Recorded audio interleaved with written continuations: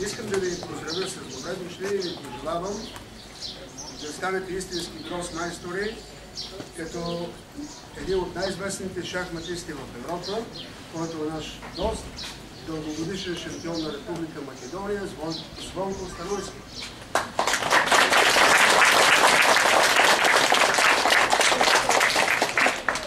Наши гости са и приятелите от Ротари клуб Гоце Делчев, президентът на Ротари клуб Стоян Макаре и елект-президента Стоян Бозиков.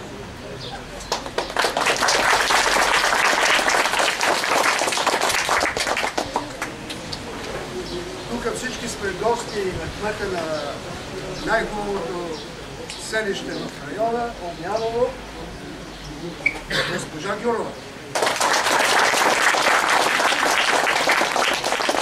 За наша чест съдия на турнира ще бъде майстора на спорта Димитър Илиев. Шахматни съдии в България. Давам думата на президента на Ротари клуб. Уважаеми господин Пет, уважаеми участници, уважаеми организатори, скъпи деца, радвам се, че съм тук и искам да ви приветствам от името на Ротари клуб Гоце Делчев с вашето участие на четвъртия традиционен вече шахматен турнир в името на Стоян Строгов. Желавам на всички успех. В тази игра винаги има и победители и победени. Да победи по-достойния, по-добрия. Желавам ви фейерплей да участвате. Надявам се, че този турнир ще излъчи бъдещия Каспаров, Карпов, Веско Тополов.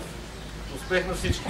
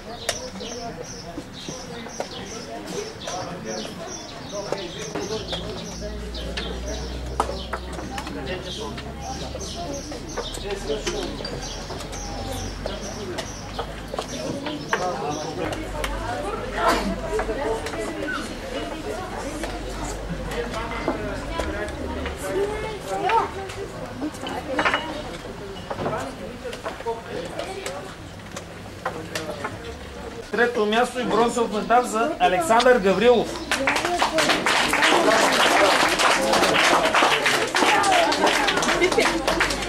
Откъде? Сашо, от кой е лъчеш? Първо основно Сандански. Второ място и Ахмед Карадашев.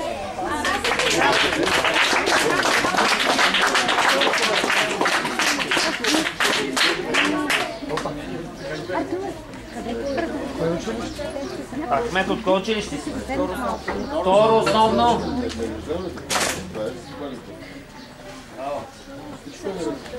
И шампион в тази възрастова група е Бастри Вранчев. Брен! Той предният турнир играе в Опана, нали? Той е опитен.